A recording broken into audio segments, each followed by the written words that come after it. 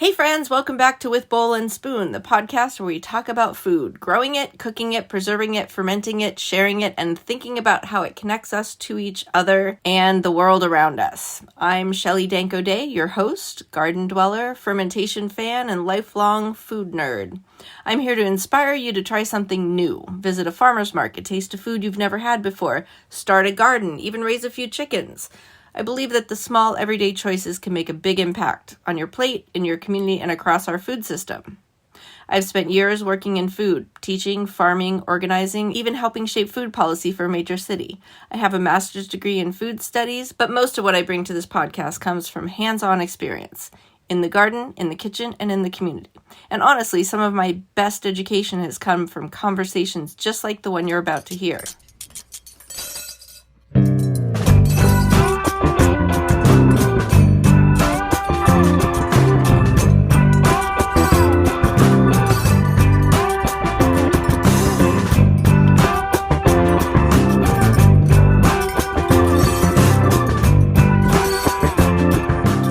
Today, I have a special episode for you. Two food podcasters walk into a Sichuan restaurant. I got together with Doug Heilman of the Pittsburgh Dish.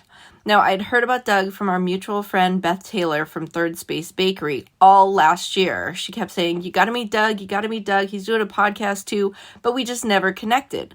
We finally met at a party in December, and actually, Doug recognized my husband's voice from the podcast. So that's how he was like, hey, I know that voice. So he went over and met Brett first, and then we met. So we decided to grab lunch on a cold Monday in January. Go ahead. Oh my gosh, this is how you do it? Okay. All behind the scenes with Shelly Danko Day. With Bowl and Spoon. I'm and on. Doug Heilman, the Pittsburgh Dish. Yes. Well, you're going to have to come over. I'm going to have you drive out. I don't know, man. That might be a...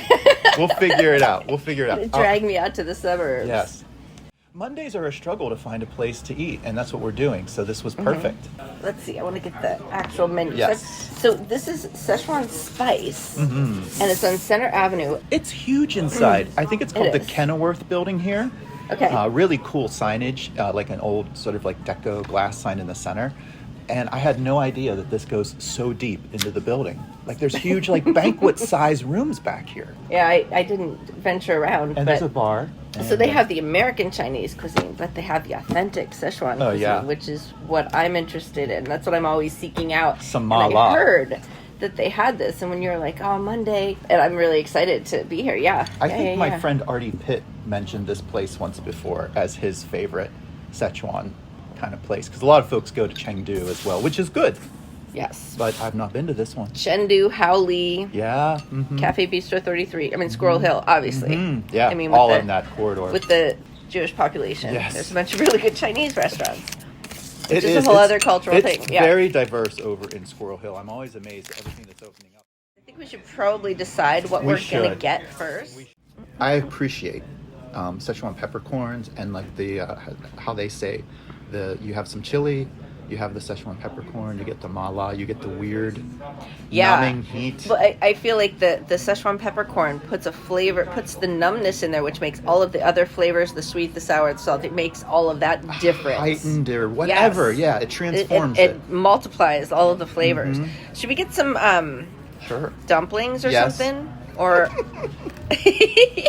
dumplings or scallion pancakes. I always like to try dumplings. Let's get dumpling and scallion pancakes because I love trying them. Yeah. Okay. Yeah, okay, cool. Yeah. You just order away.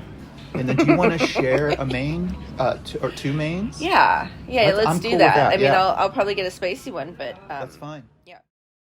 It was the first time I'd connected with another podcaster, not just any podcaster, but a fellow food podcaster, and not just any fellow food podcaster, but a fellow food podcaster from Pittsburgh doing Pittsburgh food. I was just so excited to hear his story and to finally share mine with somebody who really understands what this work is all about. As we settled in and started talking about the art of podcasting, it became clear that we come at this thing from very different angles. And that's part of what made this conversation so rich. We're very different food podcasts localized in Pittsburgh for the most part, but it's what I love. Fascinating to me. I'm so glad to have this time to get to know you. I feel like you're a colleague in a way, because I was looking when I decided to do a podcast, I think nearly 2 years ago. And when I decided to do a podcast, I was listening to national ones. Like, I love America's Test Kitchen's Proof, and I like Christopher Kimball's Milk Street, and some of those big ones.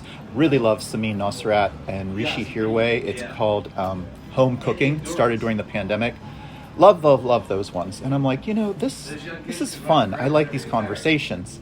I also used to be spending more time in my car. And that's why I thought I'd like to do a podcast. I don't spend as much time in my car because I work from home now. But then I got distracted and didn't really start it until February of last year. And so I did my digging. I wanted to have some good equipment. My friend Chad, who does I'll Call You Right Back, is a podcast. I was on his, and I took a bunch of pictures of his equipment and just kept studying all the things that I liked. But then I really dug into, like, well, who else is doing food-ish podcasts? It's very little, at least as far as I can find. I found yours, and I think I had a connection to you a little bit because I am pretty good friends with the ladies from Third Space Bakery.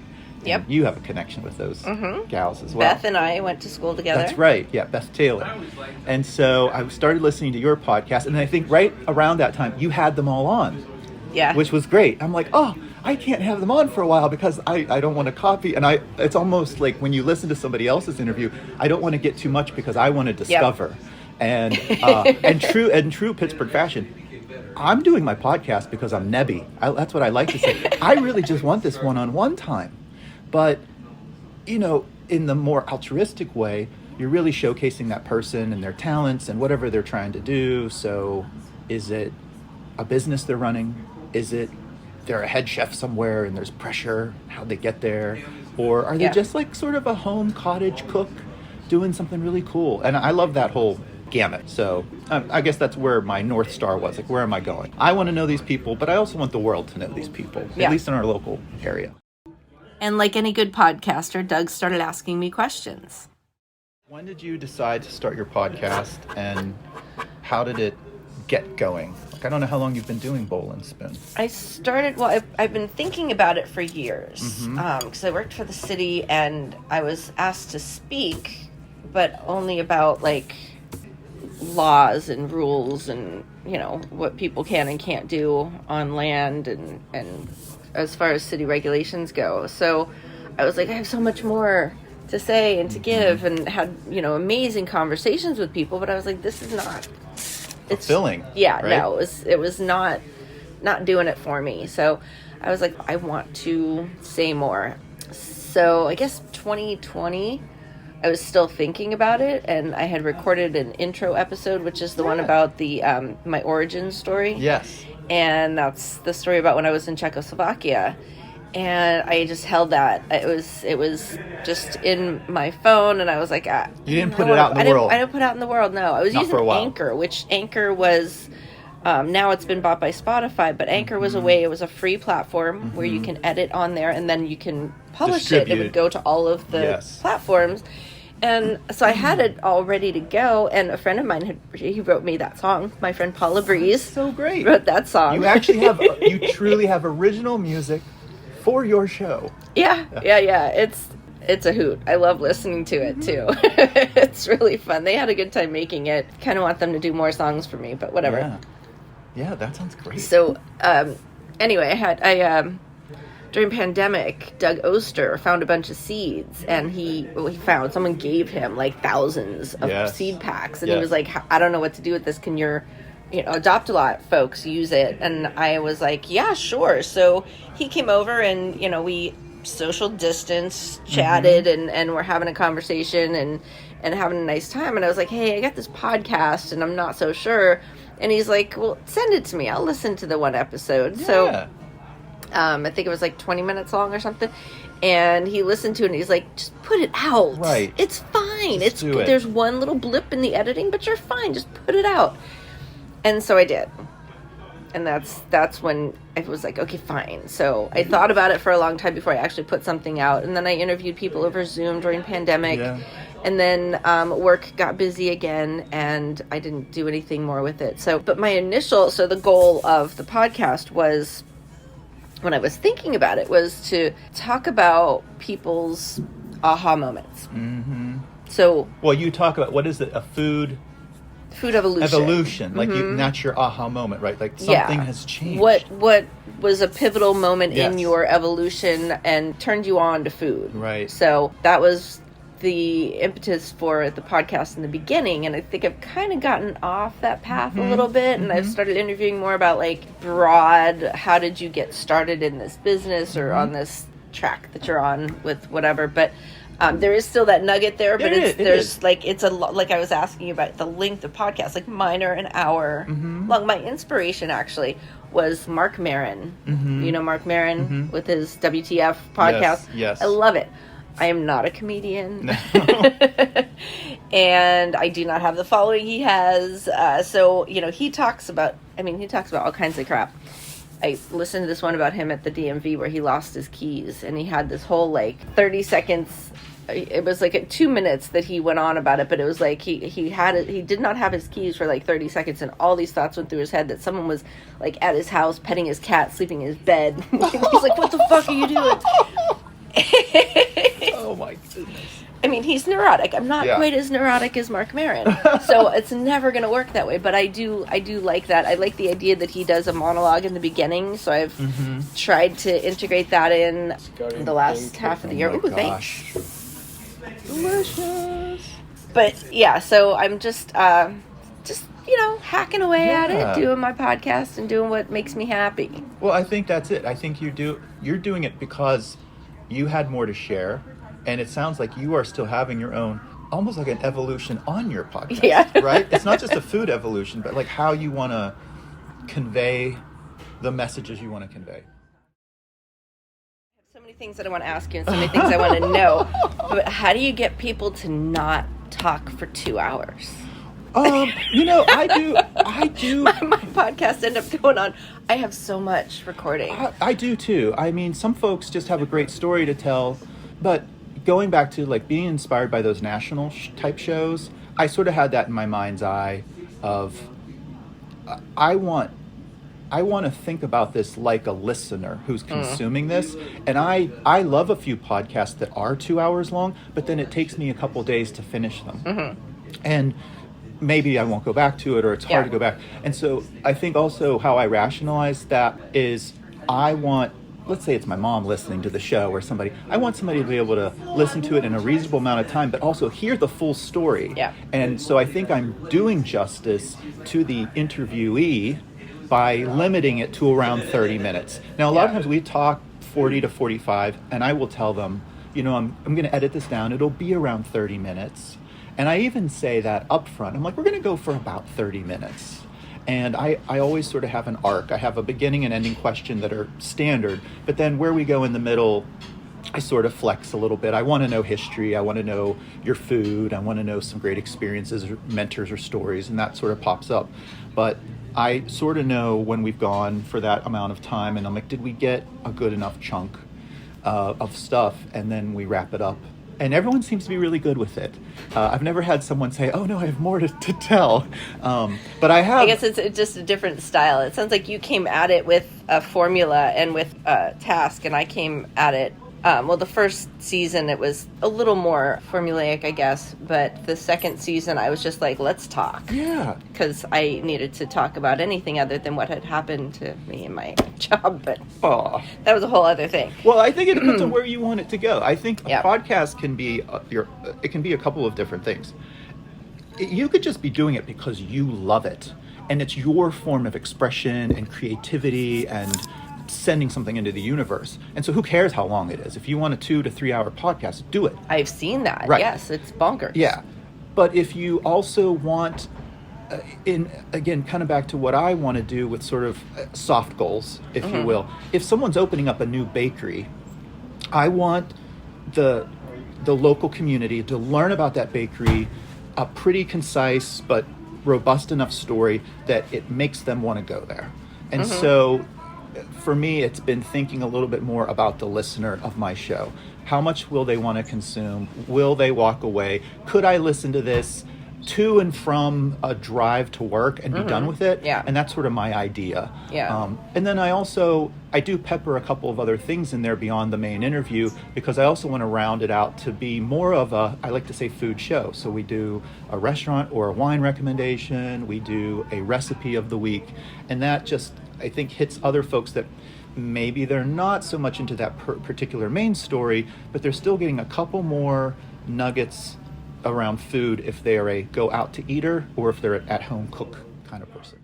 I do remember where you've asked them about that sort of evolution change, and I think that's a unique nugget for you, but I think you can go broader with it, because everyone has a journey and might have more than even one moment that turns them to something else. We talk about pivoting a lot in life, and even a restaurateur or someone that lost their job and is now just baking cookies at home. Like, these are like big moments. And here comes our dumplings. Oh my gosh. All right, we're gonna have to start eating. We gotta eat. Yeah. Thank you. Still hot. Still hot. Oh wait, I'm gonna take a picture of this. Yes. We're gonna need more napkins. I can already tell. So I'm guessing with your passion for all things Yinzer, you are born and raised Pittsburgh?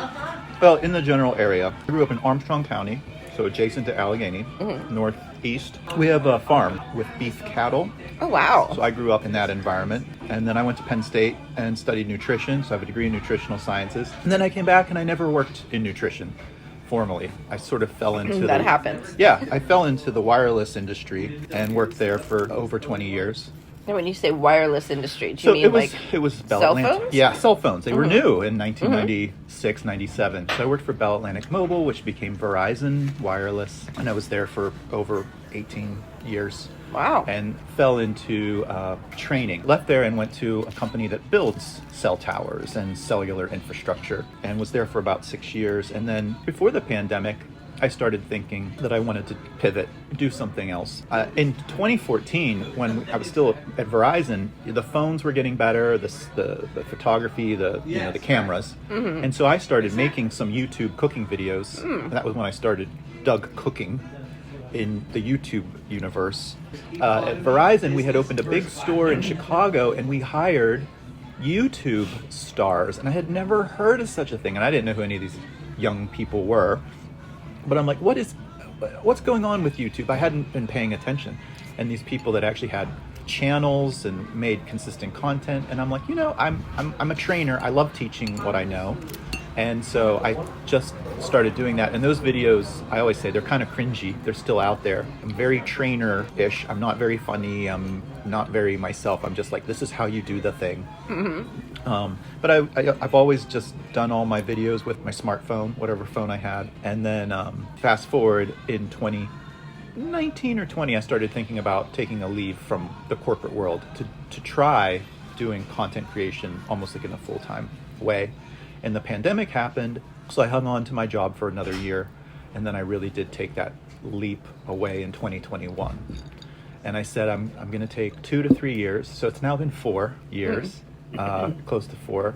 And I'm still trying to figure out what that means in terms of content creation. I'd rather say like food media. Like, I like doing food media. So now the things that have happened that are sort of the regular are the podcast, my monthly spot on KDKA, Pittsburgh Today Live, and this year in 2025, I want to get back into making more YouTube videos. Oh, I did a national TV cooking show, so that happened too. One day on Instagram, while I was plotting the podcast, I got this direct message from somebody named Skylar from LA, and he said, you should apply to this cooking competition show on PBS. It's called The Great American Recipe. It's going to be the 3rd season. I didn't know about that show. This actually delayed the podcast. And I'm like, this sounds like spam. So I ignored it. But it wasn't. Skylar. Yeah. He actually checked out on LinkedIn. And so I applied. But because I was plotting the podcast, the whole application for the TV show was sort of in the background. Like, I had never watched the TV show. Don't actually like cooking competitions. It was not on my bucket list in any way to be on a cooking competition show. Give me a traditional stand and stir Ina Garten show. I'll be on that. Chris Fenimore and I love that kind of stuff, but I don't really want to compete. And I guess that was July, and by September, they're like, you're probably going to be on. Can you disappear for a few weeks? And I'm like, yeah. So I literally, I truly put my podcast equipment back in the boxes. I put my brain on pause from it because I wanted to launch it in the fall of 2023. I really wanted to come out in like Q4 and have like holiday type shows and guests and cooking. And it was really, in hindsight, it was great because a lot of things changed in terms of my thought process of the show. The name changed. The format changed, how I approached it. It just gave me more time to think on that, which was good. But I had to stop thinking about it so I could focus on this ridiculous TV show. And how did the TV show go? The TV show went great. I think what was nice about, number one, I love PBS. I truly have learned a lot from PBS cooking shows. Absolutely, yeah, that's great. Yeah, not necessarily the competition shows, but here's what's great about this one. There's no cash prize. It's really just bragging rights. You're the great, one of the greatest. But even being there is such an honor, and the production itself was very interesting because I know my husband Greg's world, and to see like this production that I'm part of, and it's like 12 cameras pointing everywhere at you, and it was stressful, and it was real to the effect that you had to cook a dish within 1 hour and have 6 portions plated and beautiful. I didn't make it to, spoiler, I didn't make it to like the finale, but I'm okay with that. I thought I liked my performance because I sort of improved on some stuff. I loved it all. But I think doing that show kind of proves, okay, I am a home cook. I know what I'm doing as a home cook. I'm not a trained chef. And just for some of the other things I've been doing, I wasn't looking for legitimacy, but it gives you some level of credibility, I think. I was going to do all my stuff that I was going to do anyway, but it has been indirectly very nice. To go back to your original premise of when did you have like a food evolution? Yeah. I would say, we were definitely like going to chains was like a big deal in the late 80s, early 90s of my family. And that was like going out, like Chi-Chi's was like a big deal. I think I was in 4th grade, 1984, when we discovered Chi-Chi's. And I remember I had a 4th grade English teacher, and she went. And one of the things she did is she brought back a menu and posted it on a corkboard, and it tells you how the foodie is inside. I read it. I thought it was so interesting. Awesome. I thought it was so interesting to read that Chi-Chi's menu. So there's one evolution moment. But then when I moved to Pittsburgh proper and started living around the city, there was a place in Sharpsburg called Bonatera. Did you know it? Did you know it? The chef's name was Douglas Dick, and I think he retired. They closed several years ago, but they were open up until at least the 2010s, the early 2010s. And it was the first time I went somewhere where food, plating, service was all so on point. But it was this little hidden gem like in Sharpsburg. And it was BYOB, and I remember like the service was so good, we brought multiple bottles of wine, and the server remembered if somebody had switched to a different one or not. In a party of 6, like she kept point, and every time she came back over, her opening monologue was, "Pardon the interruption. The chef would like to offer you an amuse-bouche." And I'm like, "What is that?" Like, and just these beautiful plated dishes. But that would have probably been my second big, like, grown-up food, pivot. I'm like, this is what fine dining can feel like. And it doesn't have to be white tablecloth per se, but really well-made food. That was it. Oh my gosh. You all right? Oh, I'm more than all right. It's great. Excellent. I'm just going to take my time. Sure. We got till 9 p.m. Oh my gosh. The heat is built in a really nice way, and I've not eaten a lot of the peppers just yet, so I'm not dying. How about you? The funny thing is, the peppers aren't the hot part. It's everything else. I don't eat these. They're crispy. Yeah. Yeah. They're not the spicy bit, though. No. We picked really good contrast of flavors. The eggplant is like soft, silky, not super spicy. And this is crispy and salty and spicy. The biggest part of my evolution is I would not have been able to eat this Sichuan chicken dish in when I first met my husband, for example. Really? And he, coming from England, he really grew up with Indian food. Yes. And spices and so flavors. He's not British bland. No, that is a myth. So just throw that out the window. That's right. And I'm not even giving that any airtime. That's good. Because he gets real salty about it too. But I learned that term from an Indian coworker, by the way. What? That term, British bland. She's like, oh, because she would bring really great food to work. And she would say, oh, if someone didn't want to try it, she would lay them down with, oh, do you like the British bland? To like kind of prod them to try her dish, which was great. Well, I think the whole idea of British bland comes from practicality, right? And wartime, and sustenance. It's the same as when you call a Brit limey. My husband's like, I will wear that proudly. Yeah, I'm not going to do that. We didn't die of scurvy. Fuck you. That's right. That's right. You all right? I'm good. I feel like I'm in a clearing spot. But it definitely got me. And the sinuses are happy. They're working. Oh, wow. This did not blow me out of the water. I'm saying this now, but I'm not, my mouth is not on fire. Yeah. I'm fully in that zone of huge flavor. And it's loosened up all of the... And you want more. You want to just keep picking at it. It's very Moorish. Didn't they say that? That's what he said. The first couple bites felt hot. And now it doesn't. Which is great. Yeah. Oh, this is good. I really love sharing a meal with people who enjoy food. Sorry about all the talking with our mouths full. I don't even think we realized that we were doing that at the time. I want to know how you and your husband met. Oh, that's... Is he from Pittsburgh? He is. He's a Bloomfield original. His family was here forever. He's way more Pittsburgher than me.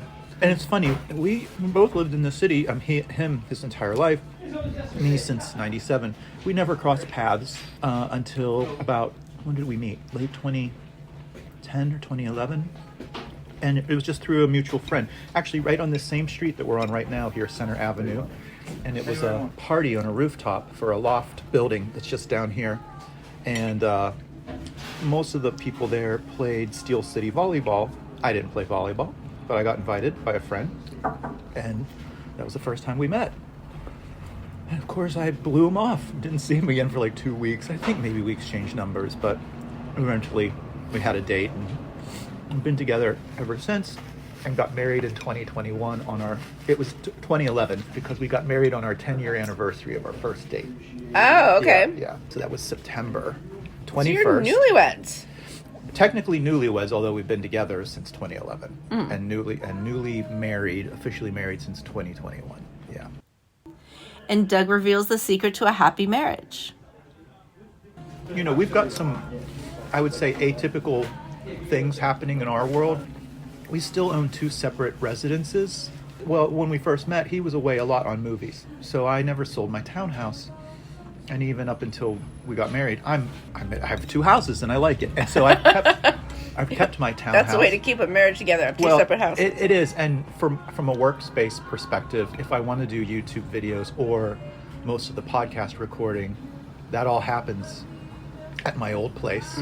So I almost consider that like my workspace, especially if I'm doing that's nice. Yeah, recipe testing for KDK or something. It gets messy. I have a kit of kitchen stuff that you got to lug into the TV studios, or if you're doing a live demo, that doesn't need to happen in our main house. So that stays at the townhouse, and I paid that townhouse off several years ago. So huge. It's hard to part ways with it, and someday we will, but people do laugh at us. They're like, you guys don't live together. I'm like, well, we do, but I have my space and he has his space. We have escape pods, which is great. So, but we're also supportive in letting each other do what you need to do. If he has to go away for a movie for 2 months, that's going to happen. I may not see him or might visit once, and that's just how it is. And if I'm off doing crazy cooking things that he's never going to eat because he's vegan most of the time. Oh, wow. That's fine too. Like, so, I don't know, we're supportive in our own different ways. He has found, by being pretty strict, especially through the week when he can be on his own at work or whatever, having salads and a lot of like legumes, beans, all that kind of stuff, and just pretty natural foods, low, we don't really buy any processed stuff for at home. His cholesterol's super low. He got off his cholesterol medicine, his statin. His blood pressure's super low. Over the last couple of years, I think he's dropped like 30 pounds. So it's working for him. And like part of me, I would love that to work for me, but I love too much food. Yeah. So Shelley, 2025, where do you see your show going? Anything different or just soldiering on with what you're doing? The thing is, I'm really crap at the social media and at the promotion and at the getting listeners and getting sponsors. Well, you got to decide what you but want. But I'm pretty good at doing the interviews and editing and then putting it out. Yeah, I think you just But I'm doing it all on my own, so I have Same you're also here. doing it on your own. Yeah, so it's you a lot of understand work. What I'm saying. It's a lot of work, but you have to decide what you want out of it. If you are an artist and this is a creative expression, maybe that stuff isn't important to you, or it will never be. I would like it to be, though. So, okay. That's the thing. That's I would like to have people listen to my podcast. I'd like to be able to go to an interview and be like, I'm going to put this out and help your business. But that's not, I can't say that right now. Yeah. February 3rd or 4th last year is when I put my first one on, and I didn't know either. I approached somebody I knew at Isley's, and I'm like, I'm going to do this podcast. This was actually truly willy-nilly, and it's actually a funny story because I actually wanted to call the show the Chipped Ham Podcast.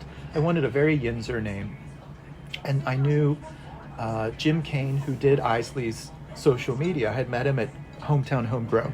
Mm-hmm. So I texted him, and I said, hey, I'm looking to do this. This is my concept. Would you guys be open to sponsoring? And I had two requests. I wanted to kind of get a soft permission because I had checked and they did not have the term chipped ham copywritten. I'm like, okay, well this is, and there's another thing in the city called the Chipped Ham Comedy Club. So I'm like, okay, well this is open. So is it Chip Chop? Chip Chop Well, ham? they do. They have Isley's Chip Chopped Ham. They did have that. So I'm like, okay. They didn't lay claim to chipped ham, the term chipped ham. So I think I can use this. But the word has no meaning anyway. The phrase has no meaning to me anymore. I say it so much. Right. But I sort of wanted to get sort of just at least a soft blessing. So the two things I asked is, I'm like, could you just float this by with your leadership? Say, hey, this is coming. What do they think? And would they want to be a sponsor? Because, there's sort of a name connection. Mm-hmm. And he came back. He talked to the owner, and they immediately did not want me to call it the Chipped Ham Podcast. But they did want to sponsor, which I thought was crazy. And I'm like, okay. And it was interesting. It was totally okay because at that point, the Pittsburgh dish, the term dish, I love the double meaning of dishing with someone in the local area about food. That's good. And I'm like, you know what? Meant to be. Got that whole background of the Doug cooking thing. Yeah. And did all of your viewers there? No, not at all. They're two different. Really interesting. Yeah, and actually, I had a good friend ask me. He's like, "Why are you bifurcating this podcast versus Doug cooking?" And for me, maybe long term it'll be a mistake, but for me, Doug cooking is my artistic expression of the food I'm making, whether that's family or whatever. Mm-hmm. But the Pittsburgh dish isn't that for me. The Pittsburgh dish it's for others. Is more secretly, yes, it's for me because I'm Nebby and I want to know you. But altruistically, I'm thinking about it more for others. Like, this is the best marketing I could give these friends in food that I have. Yeah. And I want other Pittsburghers or people in the region to know this person. If you already know this person, I want you to love them a little bit more. And if you don't know them, I want you to know them. Those are my goals. And that's way different than Doug cooking. I am trying to sometimes find, where do I overlap that? And so this year I might I might end the episodes by saying, you can find more about me at Doug Cooking on YouTube or Instagram. I didn't do that last year. Yeah, you totally should. So that might be a new thing. Interesting. But I'm going to keep who I am. That show isn't about me, if that makes sense. Where Doug Cooking is. And I want to do more Doug Cooking. I want to do more cooking videos. And I have a whole bunch of... I've been off really since... the last thing that I edited was in November. And my brain is filled with ideas, which is great. I've literally taken like over 2 months off, and it's so worth it. And so now I need to like not overwhelm myself with what I want to do with Doug Cooking and the podcast and anything else. So I literally had to make a spreadsheet because I had so many little notes. Oh, that's great. And I'm like, okay, the YouTube is all of these ideas. The podcast are all of these guests. And I got 2 more guests this week that I didn't anticipate. But I bumped into this person at KDKA, and I'm like, yeah, like, why don't we talk? I've seen you around for like years. Yeah. And that's cool. Yeah, so I added him to the list. One thing I haven't been able to get a handle on is sponsorship, and it was interesting to hear how Doug got his first sponsor. So what happened with Isley's is they wanted to buy 10 episodes, which I was like, oh, like, I'm totally green here. Well, that's great. What does that look like? Well, what does that look like? Maybe, like, so I found a low price. And at this point, you didn't have any episodes out yet. I didn't have any episodes out yet. That's amazing. That's what I'm saying. I think I got So you had no analytics to provide them or anything. Right. I had a concept. I had recordings ready. So I could say, I have 8 recordings queued. Here's some of the people I'm going to have on, so to give you an idea of what the show's like. It's going to be weekly.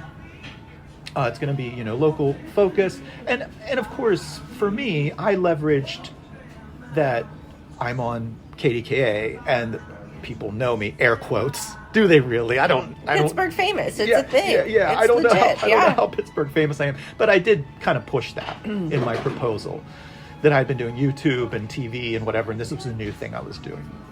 So that probably helped me a little bit to acquire that first one. And then the other sponsors have just sort of come organically, and actually like this great couple, John and Zita, they're so supportive, and they have their home delivery vegan food, chip and kale. They are they local? They're local. Cool. I think, is it Brentwood where their kitchen is? Anyway, basically you order the week before, and then they ship it, and it's frozen, and you make it whenever you want. And then John opened his own side hustle pizza because Zita bought him one of those pizza ovens, and so they do that too. And, oh shit! And like an uni? Yeah, a Gosney. Gosney. Which is a different brand, but yes, she got him one, then he got 2, and so he has his own business. He makes these tiny little pizzas and then delivers them. Yeah, that's I've had them on the show. I've had them both on the show, and they're great. But they're what they did for me is they signed up through my host Buzzsprout. Buzzsprout offers you basically the same thing as a Patreon. If you want to subscribe and support the show. So of course, Mom, an aunt, and a couple other people have done that, but they did it at a higher level, and so I make sure to give them a shout out every couple episodes because they've been supporting the show at a higher level than any of my other online supporters, and they've got this great business, so why not? And also, I just think there is a tone.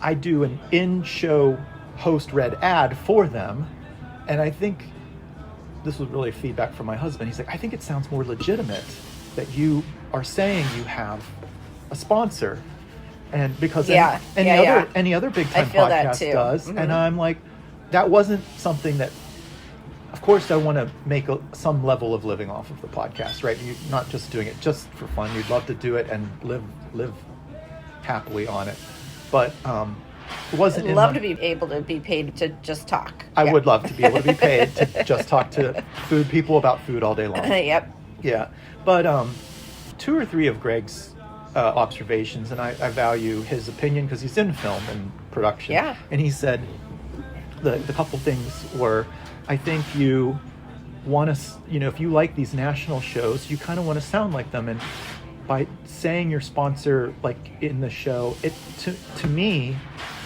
as a listener, it really gives it some legitimacy. Yeah, for sure. And then the other thing he said, and this was early on, he's like, if you're going to do an audio only podcast, he's like, that audio needs to sound great. And I'm like, oh, because I'm cheap. I'm in my life, again, I'm a slow to act and I'll research stuff. But he's like, listen, your friend Chad's podcast sounds great. You need to buy that equipment that he has. So I did. That was part that I didn't really hesitate. I'm like, you know what, you're right. I like these shows because I like how they sound. So I made a significant investment in that equipment. But then I'm like, I probably overbought. I own stuff. I don't know all of what it does. But I do know that it sounds pretty darn good from recording at my kitchen table in the townhouse. So I'm like, okay, glad I did that. And so shortly after that, I bought a second mic because I had people like John and Zeta where I wanted 2 guests. Yeah. So I have a 3 mic setup. It can go up to 4. Do people have to get really close to the mic? Yes. Okay. That's the thing. That's what I like about the phone is that it picks up anybody. I could have like a whole group of people talking. Yeah, I mean, there's advantages to all of this. And I also think, here's what I like about your show. It's because you're recording off of the phone and you're often on site and mobile. It's just, there's sort of like this live shot feeling for me, like when you watch live TV versus a formal, sitting at a desk or whatever kind of reporter. So I like your feeling as well. I just think it's different. In between that, I've seen a lot of people getting these lav mics, and I have ones from the YouTube videos. So I still have those that I might pull out someday and do. They make some boing noises, and I hate that. Yeah. And I'm not good. I mean, I am no sound engineer. I have no background in music and whatnot. So what I'm happy about with the products I bought is they do a lot of that just automatically for you, and they eliminate that. Nice. It's a weird thing we're engaged in. I love it. Yeah, I enjoy this podcast thing too, and I really enjoy sharing a meal with Doug.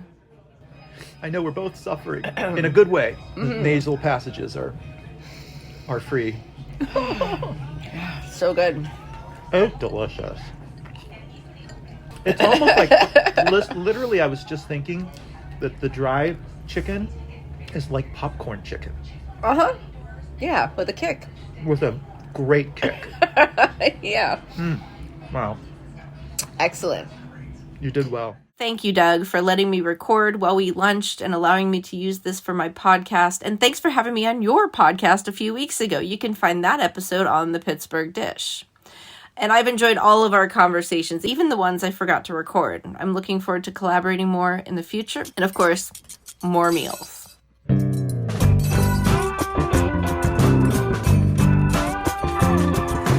Everyone knows that food is cool. No secret. Eat that food with a bowl and spoon. Take that spoon. Everyone knows that food is cool. That food with a bowl and spoon. With Bowl and Spoon is written, produced and hosted by Shelley Danko Day. Original theme song was written and performed by Paul LeBreeze and friends. You can listen to With Bowl and Spoon wherever you get your podcasts. Don't forget to subscribe, like, review and share. Follow us and send us questions or messages on Facebook and Instagram at With Bowl and Spoon. Thanks for listening.